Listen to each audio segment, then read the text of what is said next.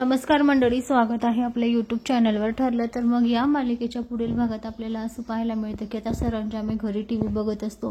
तर टीव्ही बघत असताना त्यांना आता बातम्यांमध्ये आता समजतं की अर्जुन सुभेदारने आता साक्षीचा खरा चेहरा आता सगळ्यांसमोर आणलेला आहे. ते पाहून त्याला खूप मोठा धक्का बसतो, कारण आता साक्षीचे खरे रिपोर्ट म्हणजे खरा चेहरा अर्जुनने समोर आणलेला आहे. तर तो माझ्या घरी सुद्धा मला धमकवायला येईल असं आता त्याच्या मनामध्ये प्रश्न येत असतात. पण आश्रम केस बाबतीत पोलीस सरंजामेवर आता संशय वाढतो आहे. हे ऐकून आता सरंजामेची तर पायाखालची जमीनच सरकते. तो खूप धक्क्याने लाल होतो.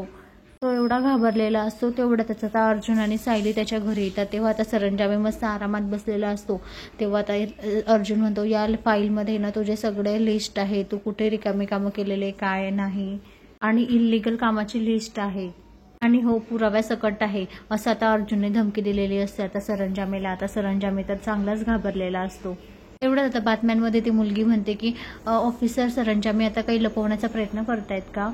हे ऐकून तर आता सरंजामे खूपच घाबरतो, कारण पूर्ण मीडियामध्ये बातम्यांमध्ये त्याचंच नाव चाललेलं असतं की सरंजामे सुद्धा खोटं बोलतोय. तेव्हा आता अर्जुन म्हणतो, हे बघ, तुला आता खऱ्याची साथ द्यायची की खोट्याची साथ द्यायची हे तू ठरव. आता माझ्याकडे तुझे फाईल आहे, तुझे पेपर आहे, तुझे इल्लीगल पेपर आहे पुराव्यांसकट. आता तू विचार कर, तुला काय करायचंय, खऱ्याची साथ द्यायची की खोट्याची साथ द्यायची.